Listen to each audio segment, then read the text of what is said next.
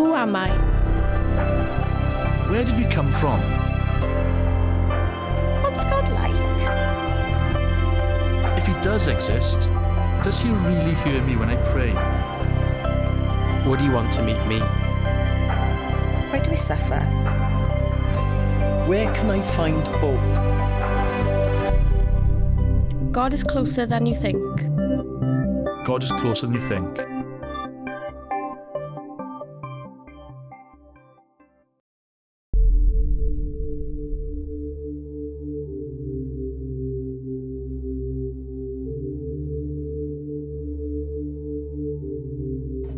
In Wales, March the 1st is a very important day in the year, St David's Day. As boys, we'd all go to school in rugby shirts or old Welsh miners' caps, and the girls in their old Welsh ladies' costumes, and we'd all have little leeks and daffodils. Wherever you're from, we all love to remember our roots, our heritage, to celebrate our uniqueness. But these traditions have to start somewhere. For instance, have you ever wondered, who is this man, David? This monk who went on to become a bishop, who after his death was first called a saint, and whose status rose even higher to the extremely rare position of a patron saint of a nation, of our nation, of Wales. So, who was he? What was he like? What sets him apart as being so special? Well, for starters, it was said that he was born on top of a cliff during a thunderstorm, and from that dramatic entrance into the world, he continued to leave a lasting imprint. He's probably best known for the time when he was preaching in an open field, and people at the back of the crowds complained they couldn't see or hear him. And it was said that the ground beneath his feet actually rose up to form a hill, so that everyone could see. The small village of Llandewi Brefi now stands on the site, but all of that is said to took place. Of course, centuries later, it is hard now to pick through the stories and separate truth from legend.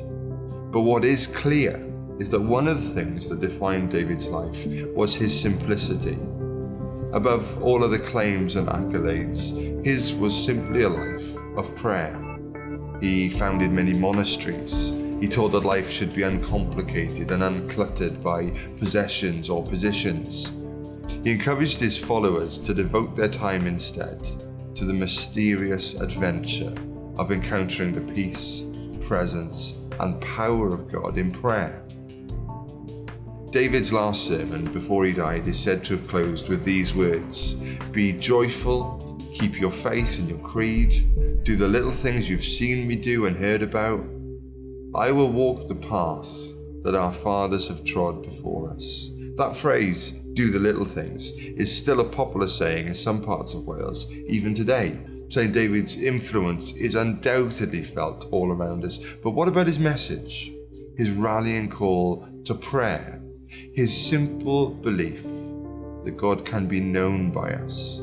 That he hears the cry of the human heart? And more than that God somehow responds, that heaven itself is moved by the heart cry of earth?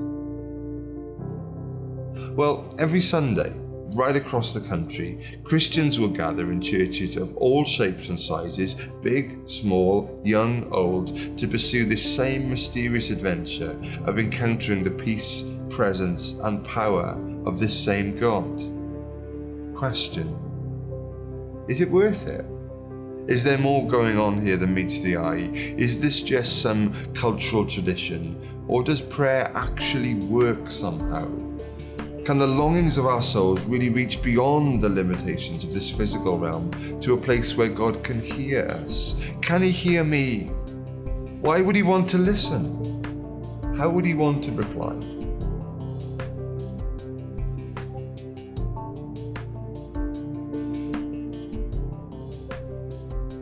After we found out that I may have scoliosis, that's when we started really going into it, like what the procedure would be. The surgery that Steph would have had, and what most of the teenagers do have, entails 2 titanium rods inserted either side of the spine and then screwed at various points along the length of the spine.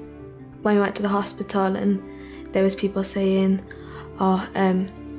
so-and-so's had their the surgery, I think about, and I've seen them and how they were, I think, you know, they look amazing, but then they won't be able to do what I want to do and be able to move in the way that like you have to when you're dancing and things like that. I had another x-ray and the consultant said, well, it's got worse. Have you not noticed anything? And yet the spine had gone up to 33 degrees. And what we knew was at 40 degrees, they would operate. There's no going back. None of the consultants have the faith in a brace because they haven't seen it work. So within the first 12 weeks that Steph started wearing the brace, Paul took me to one side and said, she's trying it. He said, I anticipate that Steph will end up having surgery by the end of the summer. So this was what the brace was. It had pads in here to push my ribs that would then straighten the spine, and then because it was pushing in this side, it would have this for the rest of me to fall out of. So I had to wear my brace for 3 years now, and I wore it 21 hours a day. 12 weeks after Steph started wearing the brace, she went back to the clinic for check-up, and I think everyone thought it'll have progressed even more. And when Paul, her consultant, looked at her x-ray, his jaw dropped to the desk, and he said, it's got 12 degrees better in 12 weeks. And he was speechless. I think to know that God was helping me through it just made me feel so special and just amazing, like knowing that everyone was in church praying for me and things like that. I think it helped me carry on. Some people might say, well, it's down to sheer determination, but hey, any help, wherever, you know, whether that comes from the big man himself or whether it's your mum and dad or whatever it may be, then don't knock it.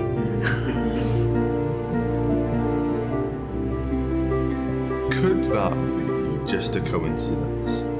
Some unexplained phenomenon? Could the pieces of the puzzle just have fitted together by accident at just the right moment?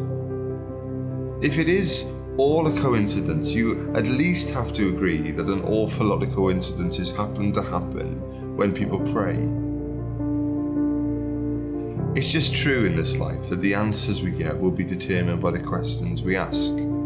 If one of my children asks me for something, the answer could be yes or no or not yet or something else, depending on what I believe to be best for them. If they were to ask for my time, I hope my answer would always be yes, and at least that's what we all aspire to as parents.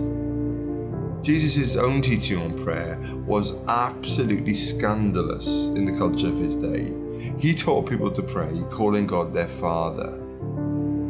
What if prayer was never meant to be simply an endless shopping list, a stream of requests, but an invitation to a relationship that connected you to the very source, the origin of life itself, to the God who loves you as his child, who cares about the choices you make, and who wants the very best for you, who longs for you to stop and give him that most precious of your gifts, your time and attention. What if around us there are these stories, these lives that have been forever changed by that relationship, changed in a way that could only possibly be described as supernatural? I honestly don't know if the ground really rose up that day at Llanderry Brefi for David to talk to the crowds. But what I do know is this: there can be no doubt that prayer has shaped and reshaped the landscape of these islands. That the faithful who've pressed in to know God in prayer have known something of a power that is beyond themselves, power to be changed and to forever change their world, to be healed and to heal others emotionally, spiritually, and even physically. to push back the normal boundaries of possibility and to discover the dimensions of another kingdom, another world, another way. What if it's not a coincidence? What if God hears the cry of every human heart, of my heart, of yours? Wouldn't it be worth pursuing? Wouldn't it be worth finding out if it's a coincidence or something more? Think about it. Talk about it. Question.